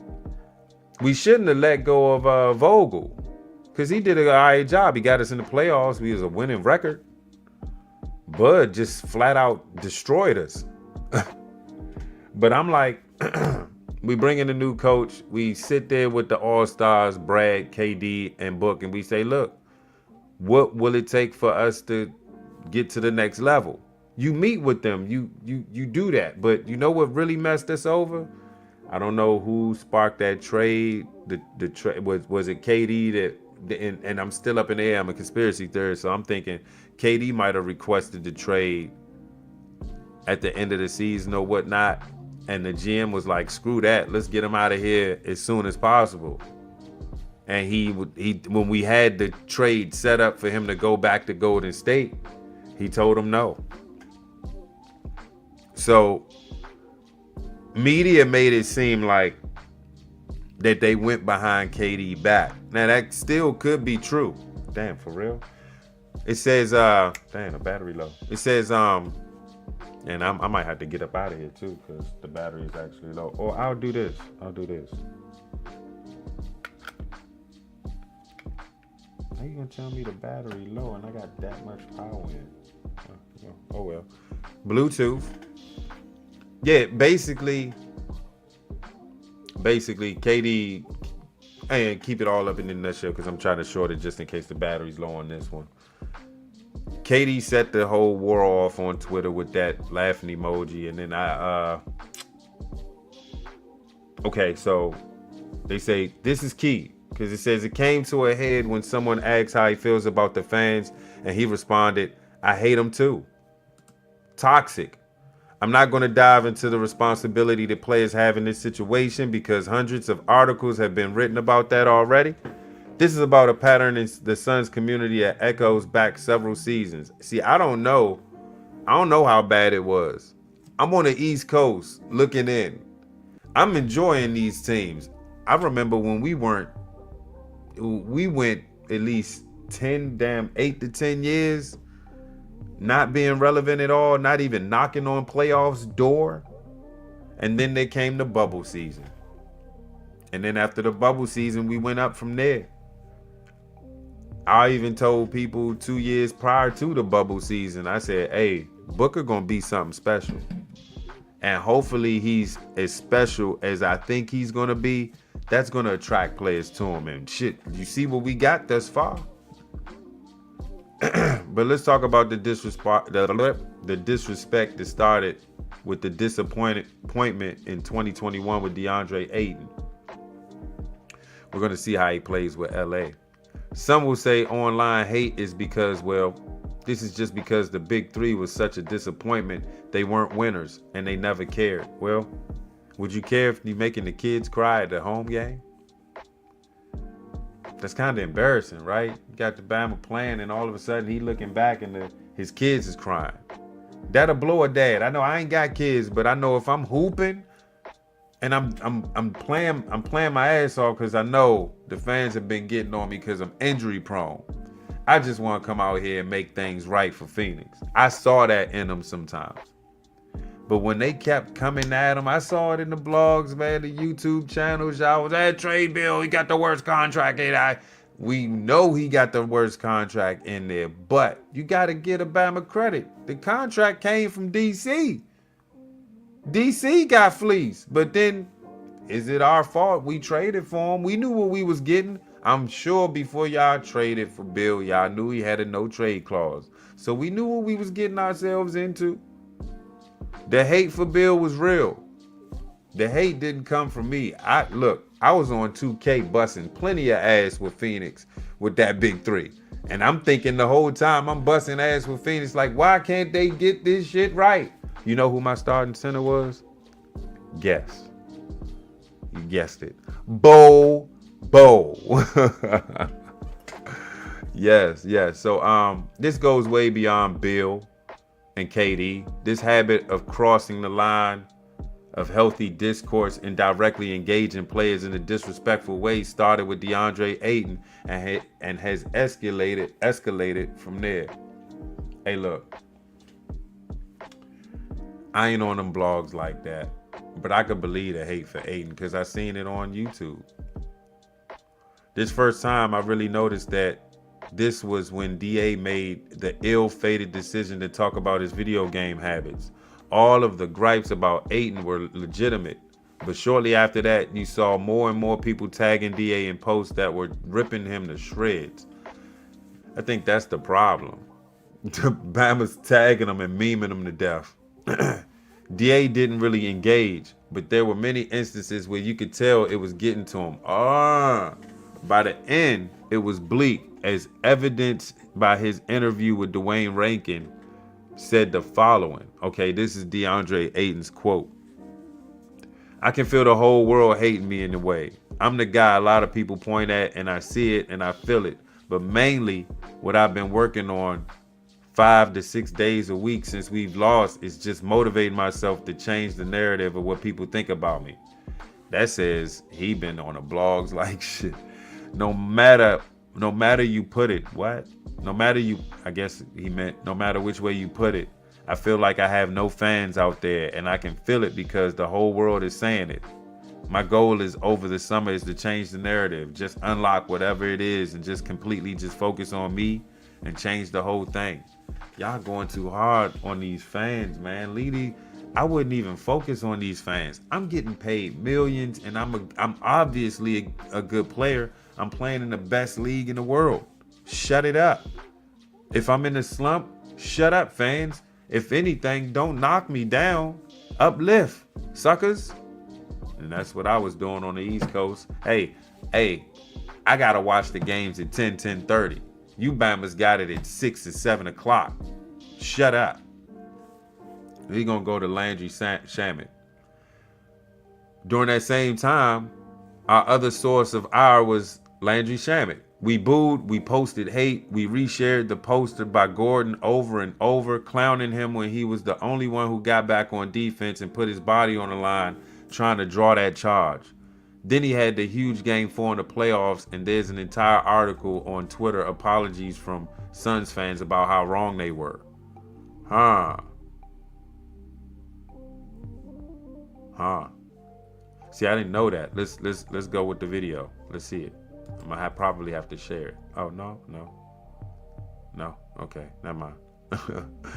It came out that during his time in Phoenix, Landry Shamet was reconnecting with his estranged father and siblings, and reminder that basketball players are humans. Yeah, and that millions of dollars don't insulate you from real life issues we all struggle with at times. By the time he was traded for Bradley Beal, with much jubilation, I might add, he had this to say as a farewell about all the hate. It was nicer, but the breadcrumbs of how the Suns treated him were there. I'm tripping. Can y'all see that? Appreciate everything that's come my way here in the Valley. All of the love, all of the hate, the challenges I've faced, what I've overcome, the memories I've made. Truly grateful for it all. We cross paths. Thank you. Eternally grateful. What's going on, Suns fans? What's going on out west, man? I'm trying to catch a game out there, but I don't think I want to go out there if y'all acting like this. The Heat began to build with Chris Paul after his injury against the Nuggets in the playoffs, but thankfully, it was the last game he played in the Suns uniform, so we never got the levels of toxicity we did with the others, as he was traded before he burned through our goodwill from orchestrating our epic turnaround. The Big Three era fans got out of hand. Oh, just Bama got bars. Check them out. Next up on the list of Suns fans' online targets was Yusuf Nurkic. See, I didn't know all this. He was the first Suns player who seemed to enjoy engaging with Suns fans online, and it was fun for a little while as he surprised many of us in that first season with Vogel doing great work on the defensive end. However, as soon as the struggle started, we began to see direct messages, pictures of Nurk as a terrorist, he's Muslim, mind you, blaming Ramadan for his struggles. Yikes, Suns fans. And all manner of delightful things. You can argue Nurk was sensitive as he got more blocks on X than he ever did in the games. Damn. But by the end, he was clearly tired of the switch up. Sheesh. Asked about the online hate. That's not real fans. You go out there in Phoenix, everywhere you see the real fans. The internet ain't real world, man. People are going to hate regardless. It's fun as long as it's not personal. It's fun. I want y'all to take a listen to that. And he's absolutely right. The online hate. Hey, but check this out. Did it ever occur to any NBA player that these supposed Suns fans might be trolls from other teams too? KD got 17,000 burner accounts. I'm just saying. Quote, let's read that Nurkic quote again. That's not real fans. You go out there in Phoenix, everywhere, you see the real fans. The internet ain't real world, man. People are going to hate regardless. It's fun as long as it's not personal. It's fun. So, those amongst the, remember, culture, those guys, they were interrupting Beal and on them sidelines. We don't mess with them. In some ways, I felt like Tyus Jones never stood a chance. Now we on him. He's on the list. In a town that probably touts the in a town that probably touts the best all-time point guard lineup in the NBA, bringing in an undersized career backup to be the starting point guard who would fix what went wrong the prior year had all the hallmarks of a future disappointment. That made a lot of sense. As soon as the struggles began, the drum beat of this "get this bum off my team" began. I thought he did all right. It was telling that after a frustrating year where he and Beal were both yanked about, he was one of the first players to comment on Beal's farewell. Yep. That shit was ugly, man. Kevin Durant, oh boy. Is there more entertaining follow on X than Kevin Durant? Nope. Parsing out the fan relationship with Kevin Durant is tricky because he often got looped into insane debates between Booker and KD camps. What? I know there are those who found themselves blocked by KD after standing up for Book in the comments by pointing out areas where KD was responsible for the Suns' poor play. Oh. Where it seemed like things really got contentious was after a win in January where KD had time and got into it with the fans. Okay. After all the trade deadline fallout and it became clear that KD would be moving on, Suns fans doubled down on how KD broke the Suns. Yep, I knew that was coming. By the time he was traded, see, the problem is the rumor got out that they was trying to trade him on the low. We still trying to find out who was responsible for that. Did KD request a trade or did they go behind his back? Still don't know about that. So by the time he was traded and the news broke, KD looked overjoyed to be leaving Phoenix. And when asked about the heartbroken Suns fans, I count myself as one, he had this to say. All right, he about to get the KD quote. When asked about the heartbroken Suns fans, Durant muttered, "I doubt that," before adding, "They wanted me to go." Not true. They got what they wanted, and I got what I wanted, so we can move on. You sound like same shit you said with Brooklyn. Good luck to them moving forward. I always remember my time there, but we're on to something else. When he posted his farewell to the Suns, he didn't mention the fans at all, which felt deliberate and came with a bit of lecture to keep it all in perspective. My time in Phoenix has come to an end. All the stops along the journey have really impacted me in a positive way. Remember, it's a world behind the scenes, and those who make things work in that space work tirelessly to make our lives easier as players. I appreciate all the show more. Let's do that. I appreciate all the quick interactions with everybody from support staff to teammates, distant cousins. It's all family that I'm grateful to be a part of no matter what. I truly believe this NBA is one big community. Much love to Arizona. Houston can't wait. All right. We're going to go back to the article. And I guess they're showing how dry he was with that post. Bradley Beal. No matter how you feel about Bradley Beal experience, one thing is undeniable. Suns fans treated him and his family like absolute, quote, shit. It started in the first season, casting blame on him over injuries in his contract, and I hated that. I was like, y'all knew what we was getting into when we was bringing him over, and y'all seen the posters go up. All the fire emojis was all over the place. People was sized. I was sized. I was like, yeah, let me see how this go down. I never had any doubts. The only doubt I had was injury. I hope that Bama don't get injured. I hope them Bamas don't get injured, because you remember when KD came and how he sprained his ankle. That shit was fluke. During warm-ups, he did like a move and just fell. I was like, what the hell just happened? I said, damn, that's an omen. I told folks then when that happened, I said, that's an omen, bruh. That's an omen. Then we get Bradley Beal, and now he got a broke nose. I said, oh, man, there's something going on.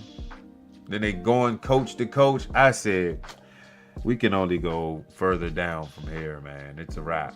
So, yeah, let's go back to the first season. Casting blame on him over injuries. I hated that. The Bama can't help being injured. The contract, we knew what was up. When we all knew going in that those were legitimate concerns in acquiring Bradley Beal. Clearly. Any post where he was tagged, fans would crash in, calling him a thief, washed, or just he was made of glass. Insinuating he was doing it on purpose. Beal even acknowledged the frustration both he and the fans felt. Not good enough. Bruh. Remember I told the hoopers of the 80s and the 70s to stay put while I read this article? You know what I'm about to say, right? And they say this happens, this is like the circle of life. When you get older, you call a youngin' soft. I'm sorry. This has got to be the softest generation of hoopers. And look, I would probably be the LeBron James. Yeah, I would probably be responsible for this generation of hooper. Maybe I needed to be 6'4", 6'6", because they needed a personality like me in the NBA. I would have probably changed the culture. I'm not saying I'm the best player in the NBA. I'm not saying that. But if I was 6'6" and in the NBA, I'd have been a problem. And then with my personality, I would have changed the culture of the game. I know it. I know it. You talking about back to school during the All-Star games back in the 90s? I'd have brought that back. I would have brought a lot back. I would have did some damage before my career was over. And we ain't even talking on the floor. I could have rode the bench for 20 years and got in and became a role player. I didn't care.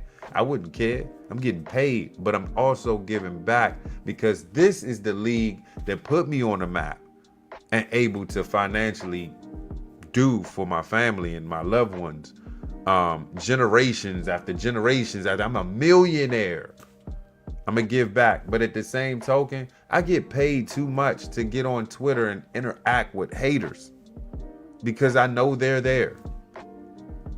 And this is what pisses me off about this generation of player. I'm part of this generation of player.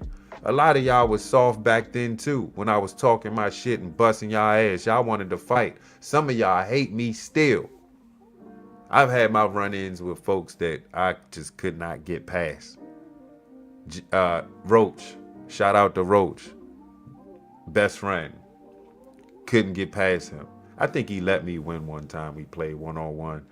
I could tell he lagged back one time, and when I won, I got the ball and we walked home. We ain't even talk about the game because I know he let me win because he was busting my ass every time we checked ball. We only played like 3 or 4 times. I want to say he won all of them and I won that one game that I don't even think should count because he let me win. So shout out to you, Roach, man. You made me a better player. We was always the first pick. I was either first, he was second, or he was first and I was second. One or the other. I guess it all depended on the picker. But yeah, these generation of players, I get. Back in my day, we ain't have social media, so we weren't really interacting like that. Black Planet came out when I graduated from high school. That was around 99, 2000. Didn't have Black Planet when I was in high school. I know it came out a few years after high school. And then it went downhill from there. Because everybody had everything. Every website that came out, everybody had an account on it. Interacting. There was a troll chat. You can get this is where people were born with the trolling issues. And listening to things online that hurt your feelings. It's online, but you took it with you. You logged out and you took it with you. Now, the only thing I would say in Bradley Beal's case, in which I hate the most, is that they brought it to his family. Y'all Phoenix Suns fans was behind the bench heckling this Bama while he was still trying to get it going. Now, granted, he probably didn't give his all. Who cares? He was out there playing. There's no need for you to heckle his wife and his kids. That's effed up. So yeah, they called him a thief, washed, made of glass and whatnot. So yeah, why would he say thank you for a good time, Phoenix? He don't owe you nothing. Last season, the point of no return came when a fan at the arena crossed the line by heckling Bill's family. The fan was removed and Bill's wife posted this. We gonna let y'all see it. This is what she said. Oh God, she wrote y'all look, I'ma read it. Y'all gonna have to get in the vibe though. I gotta reload. Jeez.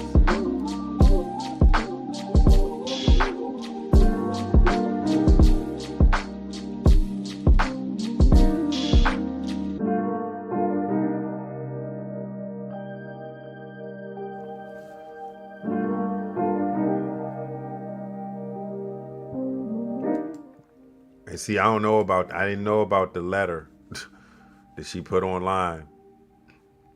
We're gonna get to it. I usually ignore nonsense, as I like to leave the circus to the clowns. But let's be clear. I'm sorry, but let's clear this up. Being a fan is fine. Boo, you suck, comes with sports. But disrespect is another thing. During the game, a Suns fan spent the entire night heckling my husband. It got so bad I sent my kids away in the third quarter after multiple people asked if we were okay and asked if I wanted them to say something. Wow. See, I want you to pinpoint that. It got I can't highlight it. It got so bad I sent my kids away in the third quarter after multiple people asked if we were okay. I'm sure those multiple people were Phoenix Suns fans as well, and asked if I wanted them to say something. The breaking point came in the fourth when my kids were The breaking point came in the fourth when my kids were back and the fan yelled, "Trade this bum ass bitch." Oh, I'm sorry. He said, "Trade this bum ass bitch, Beal, for Jimmy Butler." My 6-year-old, with tears in his eyes, asked why someone would say that about his dad. So at that point, security had to intervene, or I was going to. You didn't need to. You had folks in them stands that had your back home, girl. And I get it. That's some effed up. But see, they got in the craze when Jimmy Butler wanted to come to Phoenix. Culture. Athletes are human, she said. They have families. Be a fan, but keep it respectful. Because if we to keep it real, most talking crazy behind a keyboard or not in someone's face will be the first to ask for a picture outside. Yep. Hope this cleared things up. Back to enjoying my day with my family. And that is when Bill was gone. That was when Bill was gone. You know, when the wife gets involved, when she does that, you know it's a wrap. And yeah, he has every right to be like, yeah, I'm hurt. I don't feel like playing today. And his attitude, I could tell something was wrong because he was playing. I was like, why it seems so weird? What's up with the disposition on the court, man? It just don't seem right. I watched every game. I got proof. I have somebody that sat there and watched me watch them games in disappointment. I would tell them every single time, there's no fire there. You see it in the first quarter, you get hyped. You're like, oh, we are playing ball. Second quarter is like, why am I even watching this? It's 12 o'clock. I got to go to work tomorrow. And I'm watching my boys squander leads and just not play with passion. There was like no fist pumping, chest bumping, yelling, spit come out your mouth a couple times like KD used to do. And say, hey, where is all that at? And then there's my man Bobo, who came out there one game and lit it up. Hold up. Yeah, he came out there one game and lit it up. And I'm like, yeah, he's starting a couple of games, but this Bama needs to play. He just needs to play. I don't care for the starting position, but he needs to play. Benched him. Didn't see the floor for a while. And I think I know why. There was a fight that broke out towards the end of the season and Bo didn't jump in. Why should he? Something was wrong within this team a while ago, and I saw it.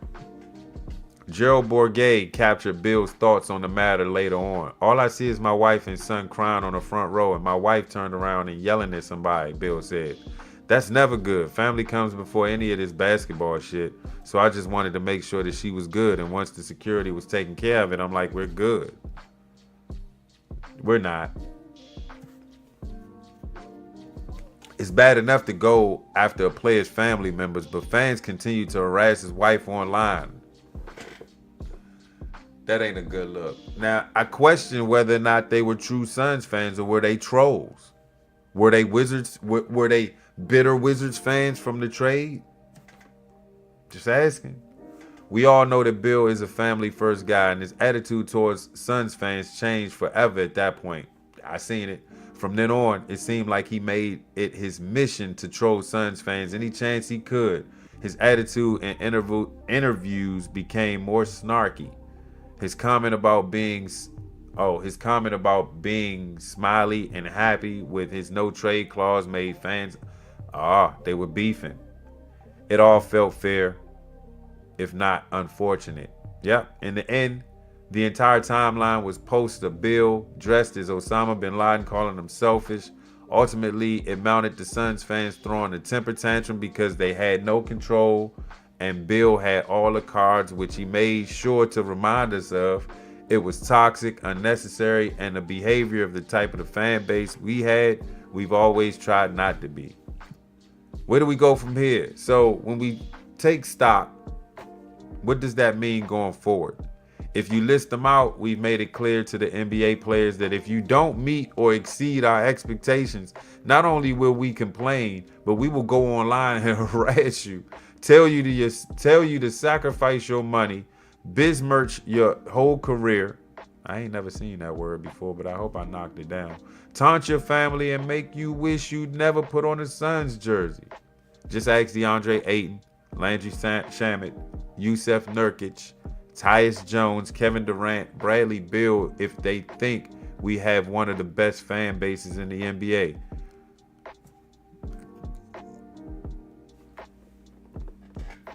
We can't take ownership of that. They have to. How long before someone crashes into an 18-year-old Mullock's DM about what a disappointment he is as he figures out how to be an NBA player? At 18. This is why I want to keep Bo. Because maybe Bo can mentor Malawak. All right, I'm just there. I implore you that if you really care about the Suns, you need to put your best foot forward as a fan. Devin Booker is going to be trying like hell to court other stars to join him to get back in contention. Matt Ishbia has the bread, and that's the advantage. But players talk. If it's a tie between two teams and the only real difference is, look what the Suns fans did to Bradley Beal's wife. What do you think they'll pick? Whew, that was deep. The golden rule applies on the internet just as much, if not more, as it does in real life. Remember the big picture. You might not add a player directly, but the way things get aggregated, players see the out-of-pocket things people say. Players handle things in different ways, bars, but we should conduct ourselves better online as a fan base. I wasn't cursing the Bama out, but I was like, hey, KD, this ain't right, bruh. I get the cosign and you feel a way towards the organization, but what about us, bruh? We was rocking with you to the end. Even when we found out that the rumors was true, that they was trying to trade you in mid-season before the trade deadline, we knew things was done, but we was like, he's still going out here playing, and we could appreciate that. It wasn't a lot of passion involved. Y'all didn't care to win, clearly, but it was like, at least he out there hooping. Bill came back, at least he out there trying to hoop before he got hurt again. It's bad luck. I get it. We had the experiment, it failed, and they listening to outside trolls from other teams troll us and say they just got fleeced. Yeah, Wizards got fleeced. They sent that fleeceman over to us and we got completely fleeced, and now we're under the tax apron. See, a lot of y'all don't know what we got out of that KD trade and what we did for Bradley Beal. Waving and stretching Bill puts us under the tax apron, which gives us some type of room to make another move. We got one roster spot open. We're probably going to fill it with a point guard. Is that point guard going to be Russell Westbrook, Malcolm Brogdon, Chris Paul leaving? But just like the Bama said in the article, if there's a tie between two teams, we like see what they did to Bradley Beal. I don't think they would pull that fast one on Chris Paul. I don't think so. But if they do, I don't know. It's not our job to police it. You can't police trolls. They're gonna figure out a way to get there. They're gonna get theirs off regardless. So I don't know. We need a point guard though. Rumor had it that we're trying to get Jonathan Kuminga. That's putting us back over the apron. Don't know why we would do that unless we get him for cheap. And I don't think we're going to do that. Let me finish this article. I think we're almost done. Yeah, we're almost done. So let me go ahead and finish it. The golden rule applies on the internet just as much. We talked about that. This is a game that we love to watch. I don't know.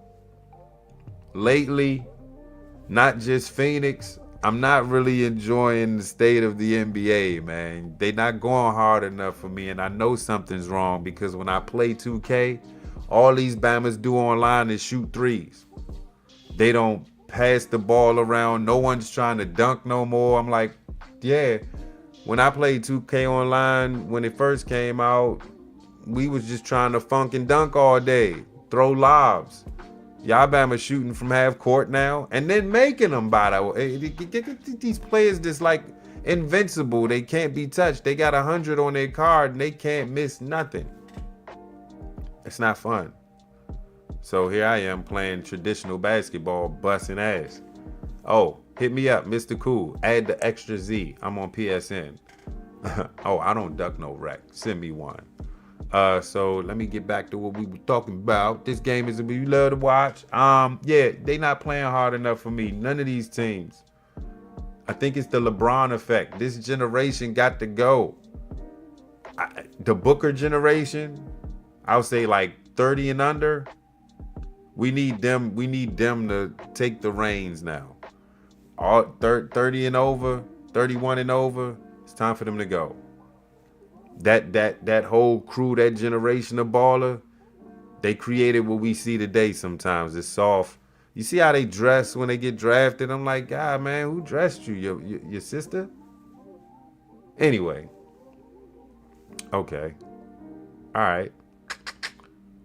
All right. Players will always have way more on the line than any of us. And we would do well to remember that fact. We know way less than we think we do about what's going on in our favorite player or our favorite team.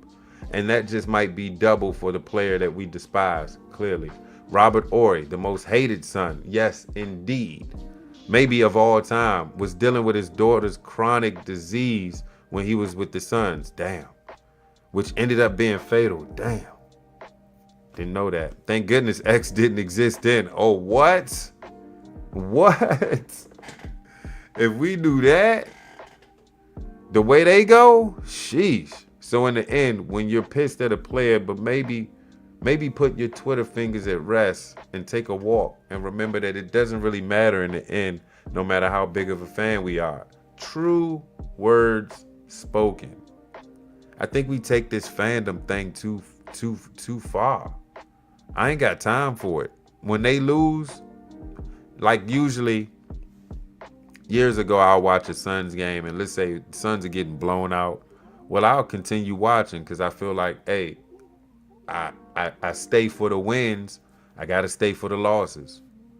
But as I get older, hell no. I got to go to work. You down 20, I'm out. Some games, like there was one game this season that they came back and won. I said, I'm going to stay and watch this jump.